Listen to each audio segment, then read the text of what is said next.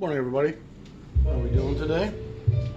For my next episode, we're going to get back to jazz. I got a fun episode planned, actually. But today we're going to wrap up kind of a musical photo album of records that have had a big impact on me that I've really enjoyed. And for the most part, these records are still part of my life. Stuff that's fallen out of favor, I'm not going to show as much of that stuff. You know, there's over 13,000 records in this house. Couple thousand CDs as well, so there's a lot of music that I've taken in, but of course jazz has kind of taken over, and it's what I listen to primarily. It's more satisfying for me in a lot of ways, and jives better with my philosophies and my spirituality. You know, it doesn't conflict with those things, and the secular music of pop conflicts with a lot of my condition. The materialization of consumption, it's something I just don't have a lot of stomach for, and it's one of the great deceptions is that things will bring me what I seek, and pop music does a lot to kind of condone that belief system. But anyway, we'll get back to jazz next time. I got this great Coleman Hawkins, Roy Eldridge, Pete Brown, Joe Jones record playing in the background. It's on Verve. And again, I'm not going to play selections from these records because I don't want to have the YouTube bots take my episode down or not allow me to publish it, so that's where we are with that. So here we jump in. This one is a bit of a flashback. It's a band I don't care for much now because of some of the things Philip Anselmo, the singer, says. His politics, his philosophies don't jive with mine at this point. But when I was 20, I found a lot of what these guys were about was right in my wheelhouse. And if you're not familiar with these guys, this is Far Beyond Driven, the original album cover. And yeah, that's a drill bit heading into the parts of someone's privates that might not be most comfortable. Far Beyond Driven. This has an alternate cover, but this album was a big part of my life for the first 5 years of the 90s, along with Vulgar Display of Power before it. It's very much more driven by pot than alcohol, and there's plenty of alcohol to be had, but it's slowed down compared to the Metallicas and Megadeth and Anthrax and Slayer. All those bands were playing 90 miles an hour.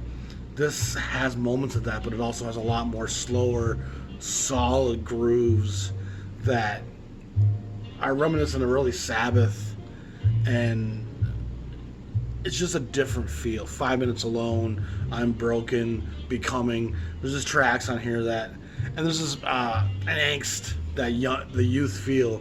I've seen them live 3 times, and one of the most powerful things you've ever seen is seeing these guys do Walk or I'm Broken live.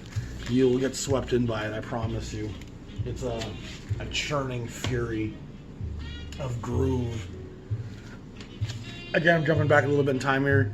1990, 91, I was pretty much a metalhead, and this converted me to the alternative thing. I didn't really get Nirvana. It was too just angsty and not enough substance for me. And on some level, I just didn't get it. I was listening to Maiden and Priest and Metallica and Slayer and Pantera for that matter, and Nirvana just felt so basic and so simple, which was part of its charm, obviously, is that it kind of stripped away a lot of the over-conditioned elements of the music and got back to the simplicity in a punk rock sense. Let's get back to the basics. But this has a little more substance to it for my liking, and there's a lot of tracks in there I love. Even Flow, Jeremy, Black was always a favorite of mine. It's a great record, and I still listen to it. Side 2 with The Garden and some of those tracks. It's beautiful, and it's a wonderfully made record. It covers a great time. One of the most important records for me ever made, and you could include their second and third album in that conversation as well, Evil Empire and The Battle of Los Angeles. These guys are so important, and in a Bob Marley-esque sense. I've often said Rage Against the Machine is the only angry band that knows what it's angry about. There's a lot of metal bands and punk bands and anti-establishment groups that are out there just furious and don't really have the thumb on the pulse of what it is that they're angry about. And Jello Biafra would probably be a guy that has that same kind of comprehension. But Zach and the boys here really just rail against imperialism and the corporate sensibility and power structure and the inequality and injustice that the minorities deal with. It's a powerful record. And I think the first time you hear it, even for me, like in 1992, 93, when I heard this, I was like, wait a second. This is not really what I listen to, but this is good. And, man, it's from stem to stern. And the first time you hear "fuck you, I won't do what you tell me," you're like, okay, I'm with you. Yep, got you. That's me, you know. And so it's a special record, and it's really stood the test of time well. You know, you don't put this on and listen to it and go, this is so 80s, 90s, 2000s, 70s. It's just good. And only the best music has that capability to escape the decade it's from. And one of the great hang-ups musicians face is they'll often incorporate new technology, which often is the most dated sounding thing decades later. That new thing became old real quick. So when you stay more to the essence and what's always been done, it'll help you avoid some of those pitfalls. This is Ministry's Psalm 69, and I was never a huge Ministry fan in the 80s. I got most of those records. I was a huge Skinny Puppy fan. I didn't pull any of their records. Two Dark Parkglass Rights to be the two I really loved. But this record really crept through when it came out. He worked with Skinny Puppy Al did for a while, and this record was a nice culmination of the industrial metal crossover. And it's a record I'll still play semi-frequently. And it's just got a lot of memories and a lot of parties and a lot of dark nights in the city that I lived through this record with, and it's a tough one to find on vinyl on top of that. But Psalm 69, Open Prayer Books, yeah, it's fun. It's sacrilegious on some levels, intentionally, you know. Moving forward a little bit now, but actually backwards. Something I got into later than that, but it's actually older than that.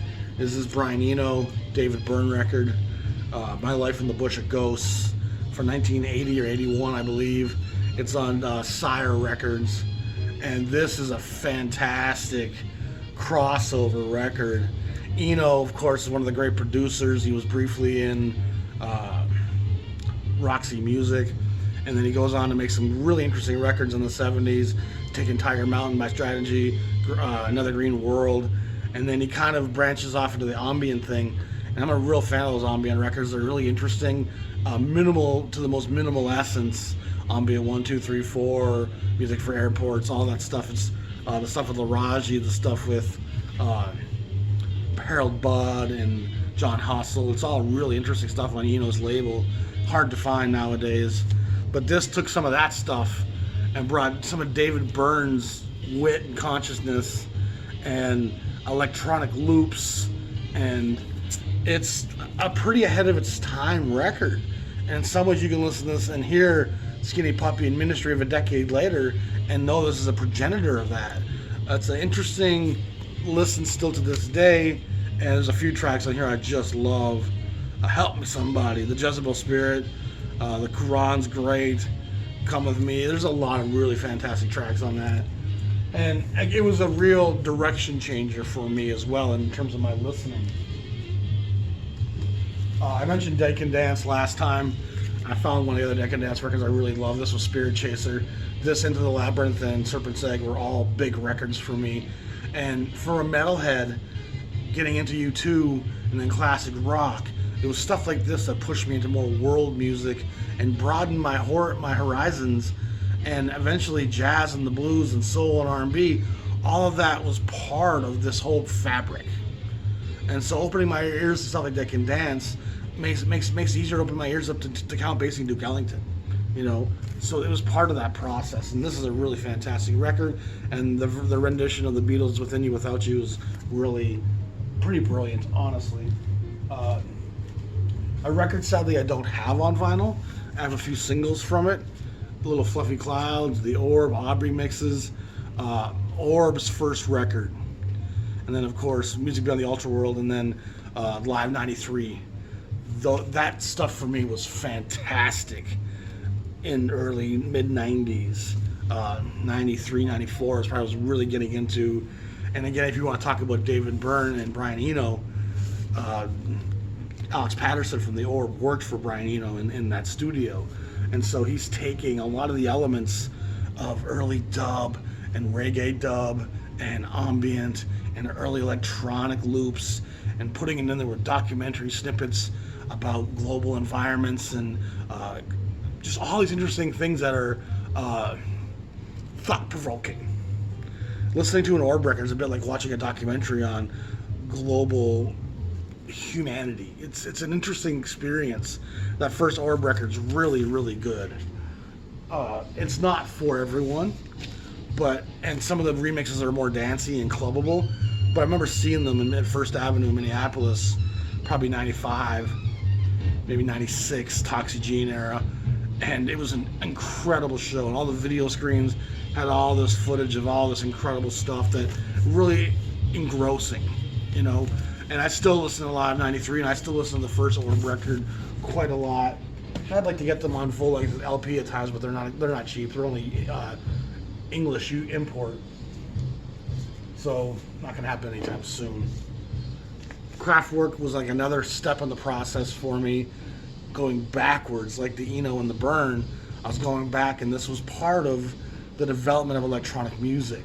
Man Machine, We Are the Robots. These were tracks that were accessible, but very kind of digital aged, and professed a new finite sound that was going to be very much driven by machines, which is, of course, a large part of music today, is taken straight from that scrapbook of Kraftwerk ideology.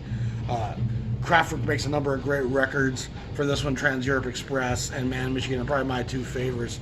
We are the robots. Ding, ding, ding, ding. It's a little silly on some levels, and when I was a metalhead, I wouldn't have been able to hear it.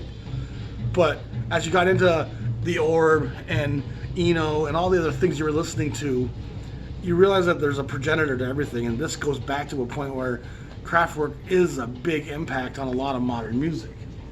So you have to kind of open your ears to it. A record that was very impactful in my life was Mezzanine by Massive Attack. I still am a big Massive Attack fan and listen to them all the time. Protection, Blue Lines, and this one especially, when it's the classic lineup, they're just great records.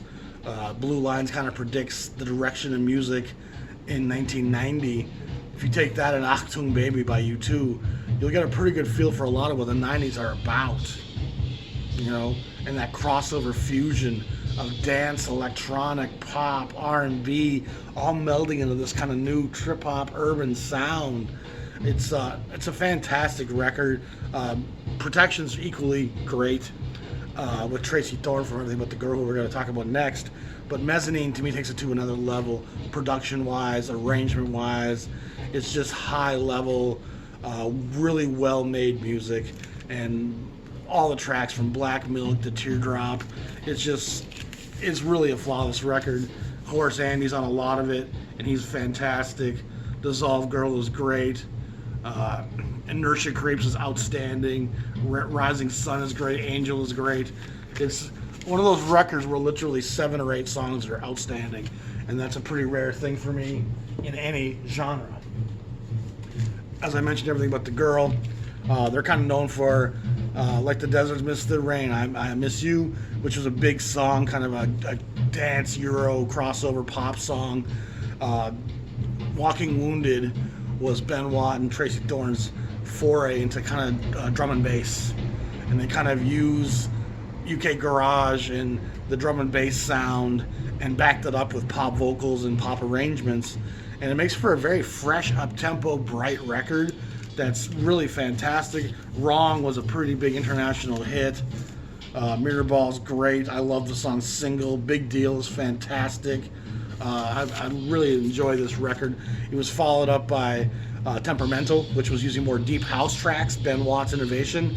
And I think Ben Watt has actually had a big influence on a lot of UK music. He's a really important figure in the UK scene in terms of electronic, pop, crossover, hybrid stuff. And there's a group coming up, Rudimental, I'm going to show you, that I think has a lot of Ben Watt's influence. Portishead, again, going back to the Massive Attack, Bristol, England. Tricky was from there. Portishead, Massive Attack, they were all those Bristol sound. And the first and second Portishead records are both outstanding. That last one they did really lost a lot of what Portishead was about for me. There's a live record as well that's pretty solid. Beth Gibbons makes a solo record that doesn't really emulate anything Portishead's about.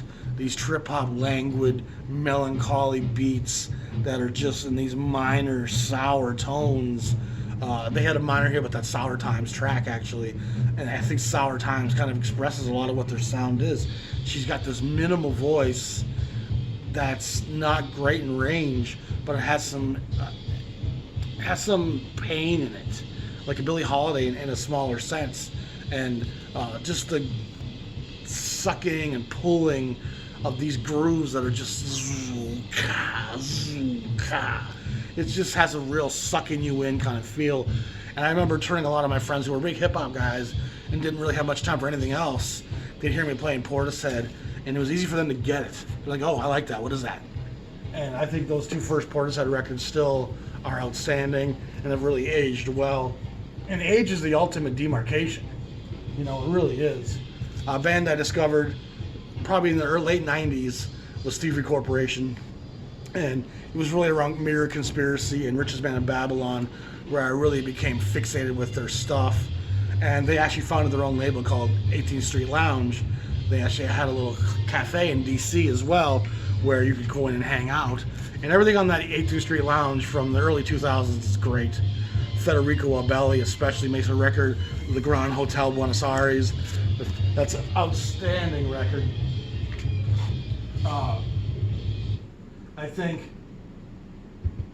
this record I chose because lyrically it really starts to become very conscious and aware. And they have a lot of guests provide raps and vocals and reggae and a lot of different style vocalizations. One track might have a girl singing like a little angel. The next track might have some Jamaican speaking patois. And then the next track might have some kind of conscious rapper from New York dropping some lyrics. Then the next track might be instrumental. And the next track might have an African from Niger talking about the occupation of the resources of Africa.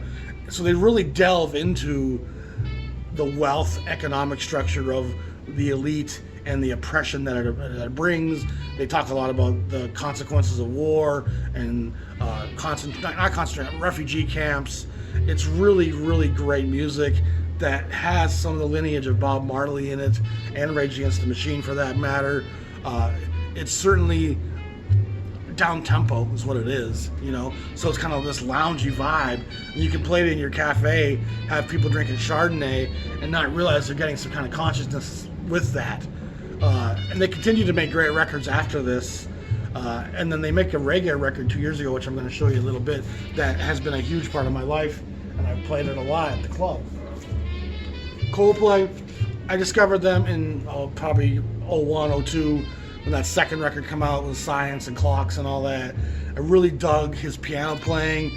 I write songs on piano as well, so I like the constructs of their songs. They're simple. The lyrics are kind of the focus.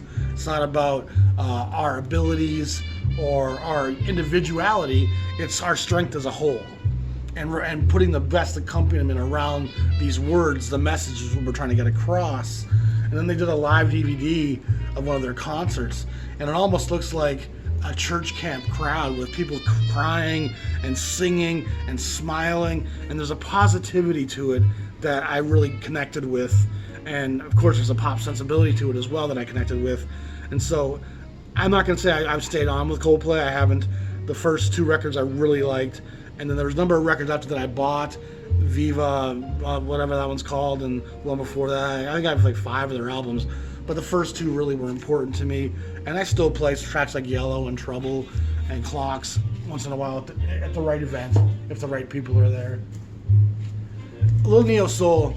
Again, with soul, hip hop, it's hard to get good albums. There's a lot of great songs where the rest of the record's kind of garbage. Way more than you would think, or there should be. But again, a lot of this music's so producer driven, and a lot of times these records will have different producers on different tracks, or they'll make a great record with a producer, and then they'll find different production for their next record, and it won't be close to as good. Maxwell is one of the exceptions. He makes great records, and it's definitely in the neo soul kind of throwback to acoustic sounds. Embryo came out probably 1998. It's a triple record because it's a long album, and it kind of has this continuous flow to it that's really beautiful. And Coca Sure is beautiful. Drought Matrimony is beautiful. Submerged Till We Become the Sun is beautiful. Each hour, each second, each minute, each day of my life is fantastic. And you gotta be careful because these tracks will all kind of mold together, and you won't even be able to separate them at first. But then they become living entities, and they breathe, and it's really this interesting cerebral, melancholy, R&B, neo-soul. It's brilliant, and his first record's great. His third record now is great. The fourth one he made a number of years later was also really good, but I really love this record from start to stop. It plays through, you don't have to skip nothing. It has a wonderful, luxurious, yet melancholic vibe. You know, it's not up-tempo party music necessarily. It's more laid back, smoking in a hot tub music with your girl. You know what I mean? It's a cool record. If you don't know it, you should definitely check it out. The next record I'm going to show you is Jill Scott. Again, neo soul, part of that Philly wave, surrounded by influences like Erykah Badu and the Roots. Jill Scott is a great singer, a great folkswoman. She speaks for the people. She has a great consciousness to her, and she's definitely as good as her production team. And this record, I don't know who produced it, to be honest, is outstanding. It's her first record. Here's Jill Scott. Long Walk is outstanding. There's a remix with Mos Def that's great. There's just a lot of really, really good. 3 is outstanding. I've played a lot of songs of this at the bar for a long time. You can listen to it from beginning to end as well. And she's got, like, her next couple of records were not good because the production wasn't good. She's still Jill Scott. She can still sing and write clever stuff. But there was no tracks that were like, yeah, this is good. You know, no, this is good production. Production's a real key to making people nod their heads and tap their feet. You know, and it's really easy to fall into a record that has great production. It takes your want to fall into a record that doesn't have good production. And jazz is less a victim of that. Jazz has production issues, but it's not as determining the quality and the outcome of the product. A lot of singers in pop and R&B aren't musicians themselves, so the choices they make in production is going to have a big impact on the state of affairs. One of my favorite records of all time, and this is probably in my top 10, maybe even my top 5, in terms of how much I love it, how much I've promoted it, how much I've listened to it, how much I still listen to it. I've never grown weary of this record. It's from 1999, 2000. It's on the Naked Music label, which is the best deep house music you've ever heard. Deep house is a bit more organic house music. It's not just straight It's more deep with real guitars, real saxophones, real vocals, real bass lines. And so it takes on a bit more of an organic feel, tangible feel, and it feels a bit more like urban R&B meets a bit of a house groove. And it's soft house. It's not meant to be the party and because of how it's produced immaculately with that under there at times, the volume will dictate how much of a presence this music has.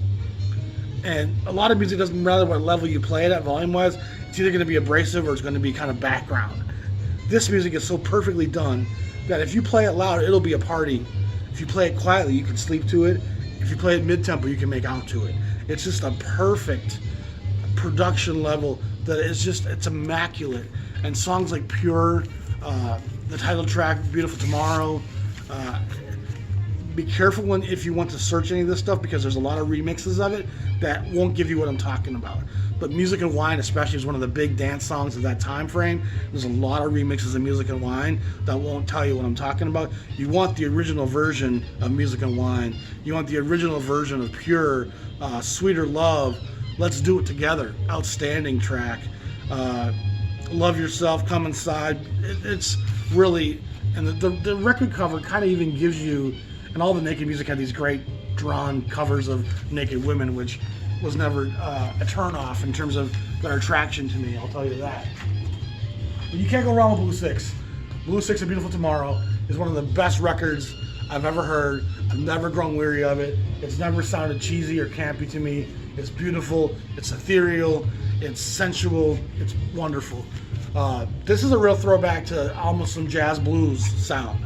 Amy Winehouse's, I guess, her second record, her first in America. And Frank is a good record, her first one in England, but I think this eclipses it by a mile. And if I recall, they used the backing band from the Daptone studio in New York. And the Daptone label with Sharon Jones and Budos Band and Menahan Street Group, all those groups on the Daptone label. It's really exciting, neo-funk, neo-soul, neo-blues, R&B, done in a traditional analog studio with vinyl pressings. It sounds the way it should, like it did. The only thing missing is that element of the conflict of the black experience. You know, it just doesn't have quite that hit you in the gut because of its background, but it replicates that sound as good as you can. Anyway, she gets that band to back her up on these tracks, and it's a great record. It's bleak, it's drunk, it's overdosed, it needs rehab, it's never heard of sobriety, it's never been to bed before 3 a.m. She looks as strung out as she sounds, but yet there's a sincerity and a desperation and a longing for belonging that just makes her appealing. The big song on the record, of course, was, everyone would know it, was Me and You Know I'm No Good. And that's a great song that I've played thousands of times at the club. Me and Mrs. Jones is great. Back to Black is great. The whole record is really a solid dive into root sound, but coming from a very modern presentation. A bit of an off-the-track thing I wanted to throw in. This comes out in probably 01, Toxicity by System of a Down. And they're Armenian descent, Los Angelinos. And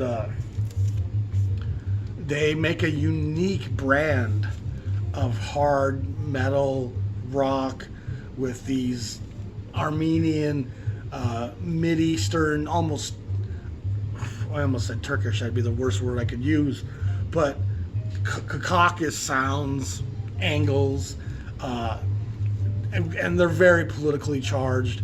There's a lot of aggression and exhaustion from the oppression that relates to a lot of the black experience on some level. The Armenians are definitely a minority in Los Angeles, a large minority, but their experience has never been slavery or the occupation in America. They certainly went through some awful things with Turkey in the last 150 years, and that's where a lot of that pain comes from. But yet there's beautiful melodies, there's beautiful chords, there's beautiful writing intermixed with some great heavy riffs. Serge is a very powerful singer with a very dynamic voice that there's few to compare to. I bet you he could sing a lot of Queen songs that few other people could do. I bet you he could nail Freddie Mercury.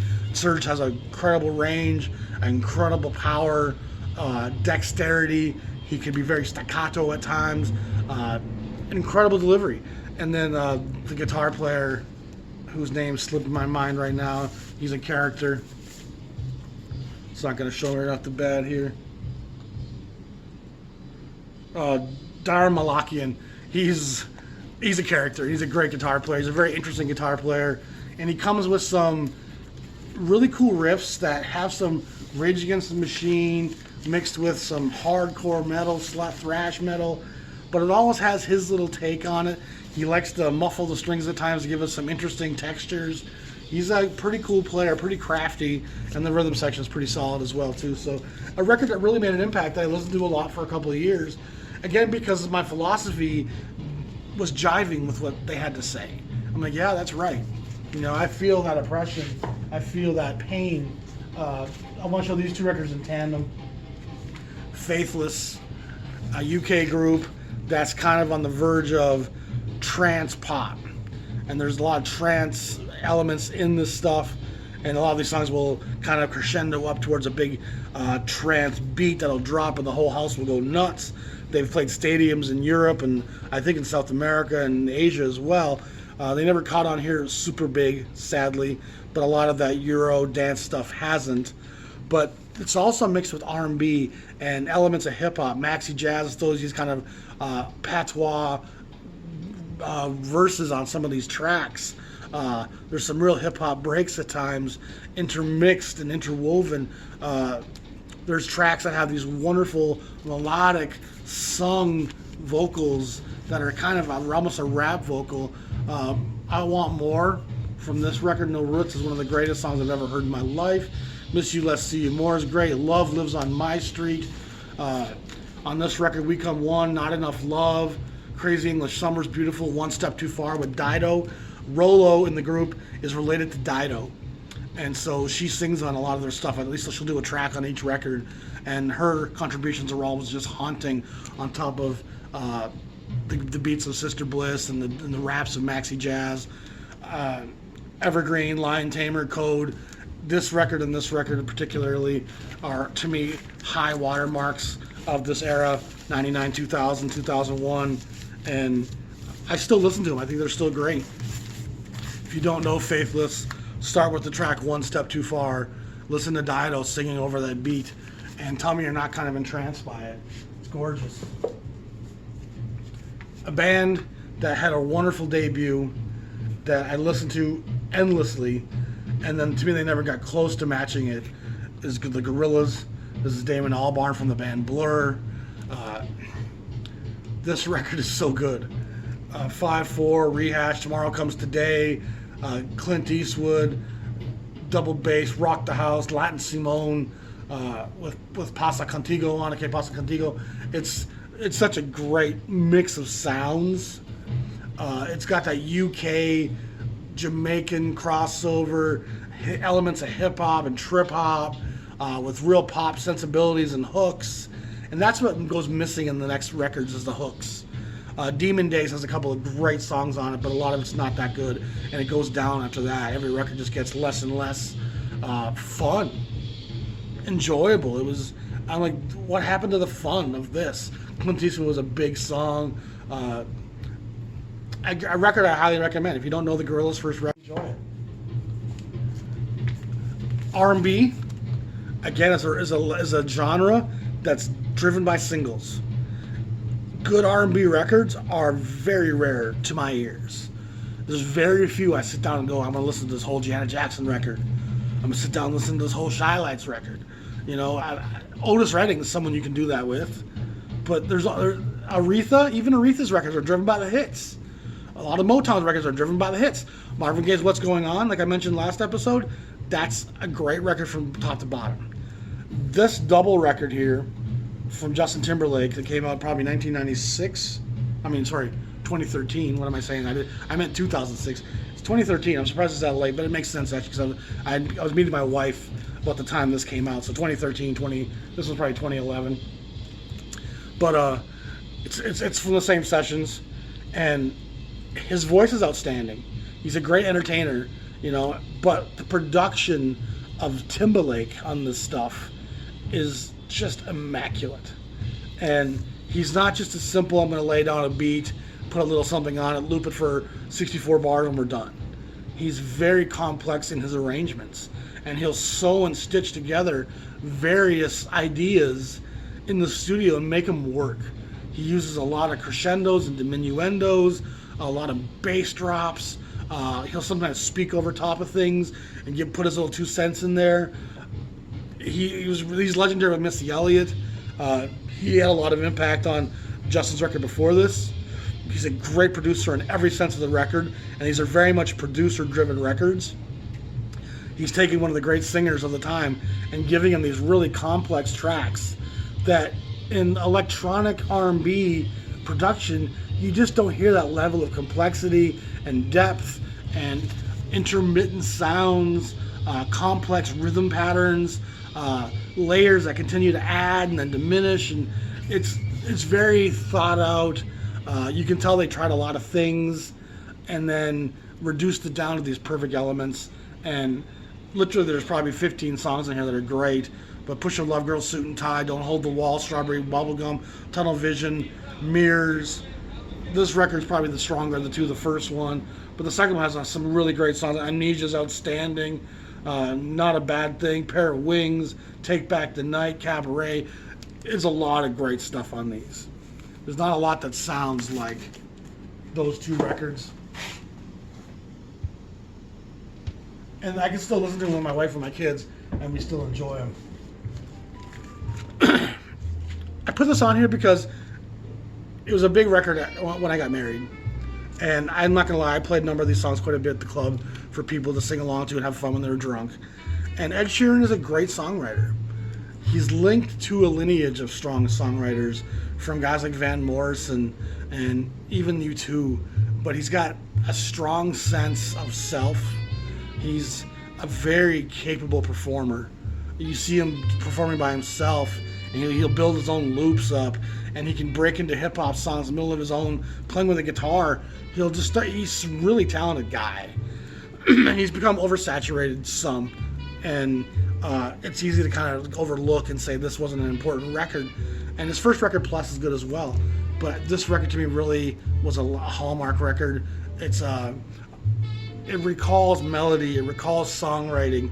It's very much not just production tricks, it's ability and talent. And music was in need of that. And songs like Photograph, Bloodstream, Tenerife Sea is beautiful, Thinking Out Loud's gorgeous, I'm a Mess. The whole record's really a great testament to pop songwriting and making accessible hooks and melodies. And I'm not gonna lie, I love this record way more than I should, or than I should admit. And I have listened to it a little bit, but I still goes in my DJ crates all the time, and I still would always get a great reaction. People are drunk and they hear Thinking of You or Thinking Out Loud, the whole bar would sing along. And as a DJ, that's what you're looking for. Budos Band, this is a record from the Daptone label. Budos Band is the horn sections and the rhythm section doing mostly instrumental stuff. And they have 4 records, I think, now. They're all pretty solid. R&B, funk, neo sound. But this one in particular I really loved. And a lot of the tracks sound like a modern-day Scooby-Doo episode. You can hear the stamp of the feet and the scuffling and the bad villain coming out. It's fun. It's action, adventure, R&B, storytelling. Black Venom, I remember, there's a track on here that's really great. I played quite a bit at the clubs. Rite of the Ancients is great. River Serpentine, Nature's Wrath. It's a really, really fun record that there's not a lot you can compare it to in the world today. Budos is fun. And a lot of the stuff on Daptone is just that fun. Another band that's had a big impact on me the last few years was Purity Ring, a band out of Canada. I think out of Edmonton. I think one of them is originally from Montreal. This was the first one. The track Obadier from this, first time I heard, I'm like, that's really cool. What is that? And the bartender at the bar I was working was playing it after close, and I was just like, that's outstanding. I love it. This record came out a year later, and this record's really, really well produced. Every song on here is really good. This one's a bit more indie produced, and probably 5 or 6 of the songs are really, really good. Obadier is probably the highlight of this one for sure. And these tracks are also good on this one. It's hard to pick, but it's got kind of this synth dreary pop sound with some elements of trap beats, big bass and huge subs, and it just kind of is minimal, but those subs thicken up that soup. It's like cornstarch in a stew. It just thickens the broth. These big sub sounds that just languish on, and it makes the kind of more minimal keyboard and sprightly vocals and funny mythological spoken tale songs. It all kind of just drifts over these waves of synth and bass. They're fun. A lot of great songs. I don't think you can go wrong with Pretty Ring. I like everything I've heard by them. This is that Thievery Chord record I was talking about where they made a reggae record. This came out in 1998. 2018, my goodness. The years slip by, don't they? 2018 this came out, and it's very Jamaican. It's very socially conscious. It's very well produced, which a lot of reggae is struggling in the production department. There's a lot of bad sounding reggae music out there that just doesn't have good, clean production, good, clean. You put a lot of reggae records on in the club next to a Dr. Dre record or a Cascade record and watch all the levels just drop out, you know. And this record has great production, great vocals, great message, and I've played it a ton. There's few records I've played more in the last 18 months that aren't jazz than this. It's right in tune with my philosophy and how I feel about the world. Letter of the Editor is great. Strike the Root is great. Ghetto Matrix is great. True Sons Design is one of my favorites. Temple of Eye and Eye is great. Time and Space. Love it. The whole thing, really. All 14, 15 songs are just outstanding. Cascade. I've one of my best friend is a house producer. He makes house beats. Minneapolis had a little bit of a house scene going for a while because like Chuck Love and Brian Gerard, David Drone, my friend 4 Feet. So there was this whole house scene going on. I kind of got into house. A lot of those guys signed with the Ohm label out of the Bay. I ended up getting into a lot of stuff on the Ohm label because that's how I like to do. And Cascade makes some records for Ohm that are outstanding. It's fairly big room house, but it's really well produced. The ballads are just dreamy on here. Maybe is gorgeous. Honesty, Sweet Love.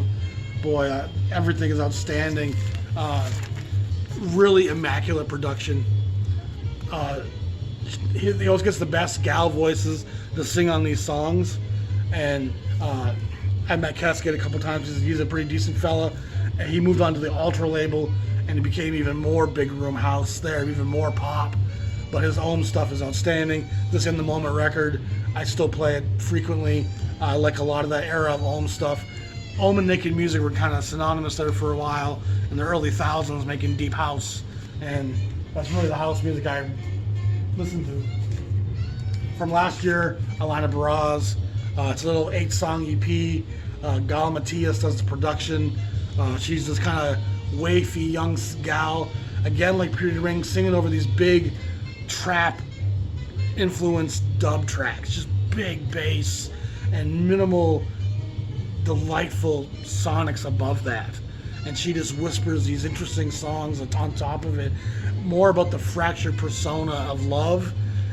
Pretty Ring's more about mythology and fairy tales.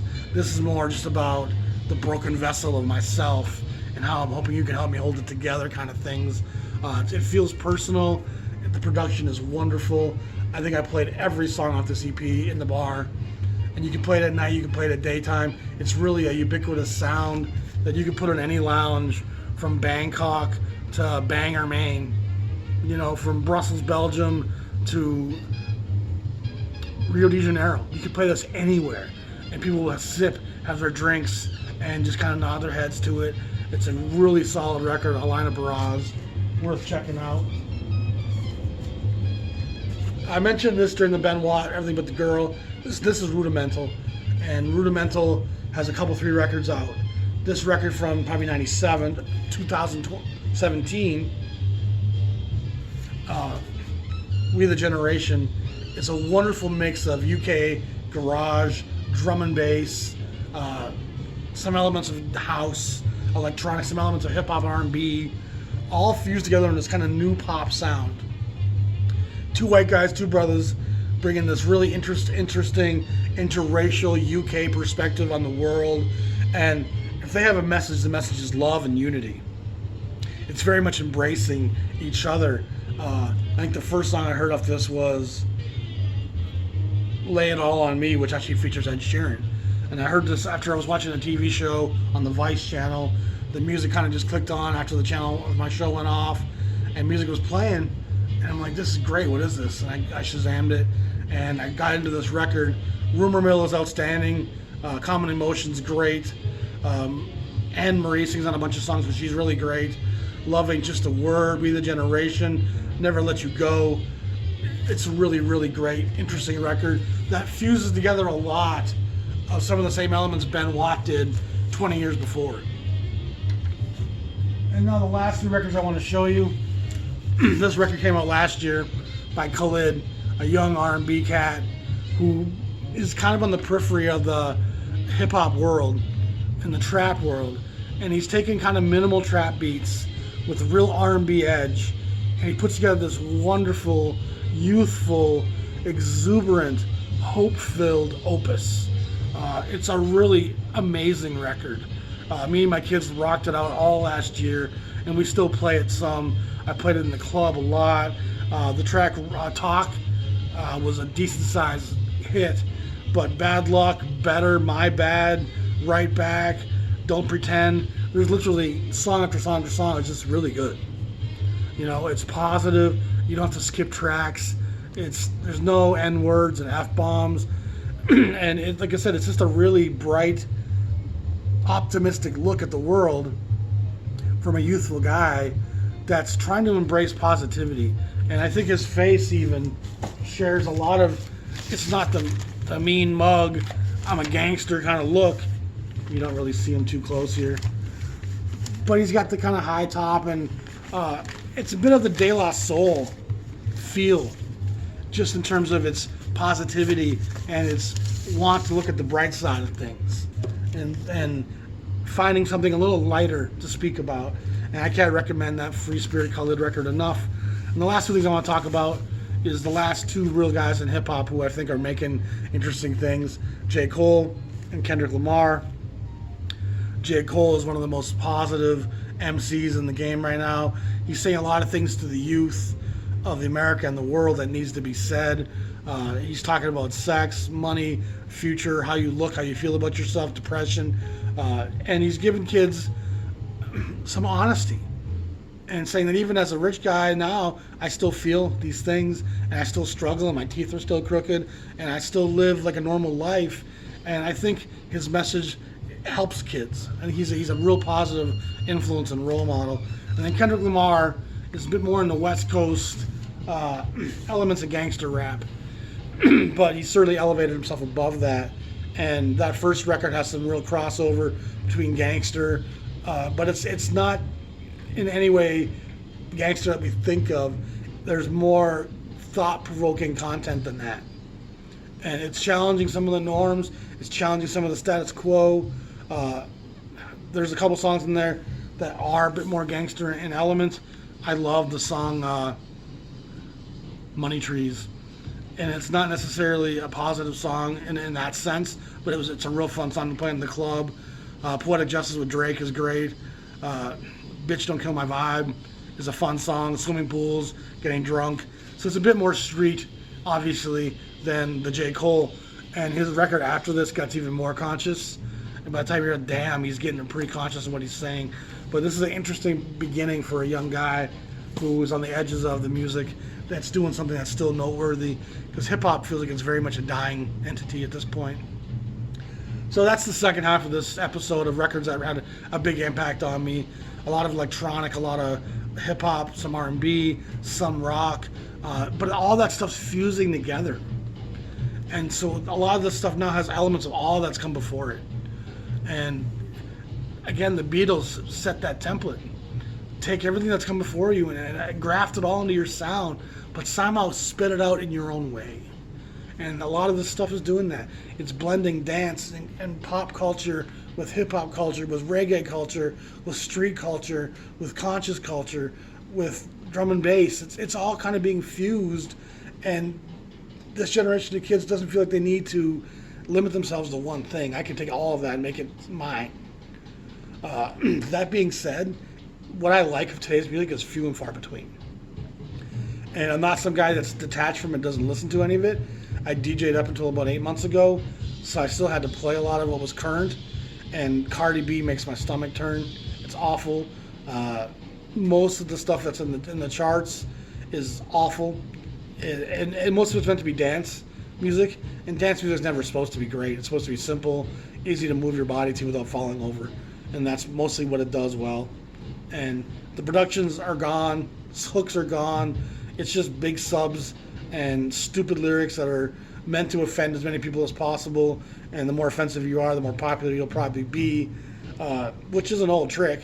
You know, Alice Cooper, Marilyn Manson, Elvis Presley. They've all made their legacies off being over the top and offensive. You know, sexual. It's part of the game, but there's certainly an element today that it's just lost any cleverness, any covert coyness. It's just pussy in your face shit, and they have a right to do it. You know, people are going to dance to it, and I'm not going to say they shouldn't. I'm just not going to buy it or listen to it. And part of why I don't mind not DJing right now is I don't have to keep up with any of that shit. And so I will say most of what's coming out nowadays isn't very good. And a lot of what's comes out today that's on the better side is very derivative. I don't need to hear throwbacks to classic rock necessarily. I like to hear stuff that's a bit more innovative on some level and bringing some new to the fold. Anyway, I'm going to wrap this up. So I'll be back to jazz in my next episode, but it's good to branch out a little bit and talk about different things. And I got some cool ideas coming. Y'all stay tuned. I'm the Jazz Shepherd. My name is Dan. Check out my Patreon. Pledge your support, $5 a month. There's some interesting bonus content there waiting for people to check out. And there's also a great merchandise site where you can get Jazz Shepherd merchandise. Help support my family. Y'all be safe. Peace.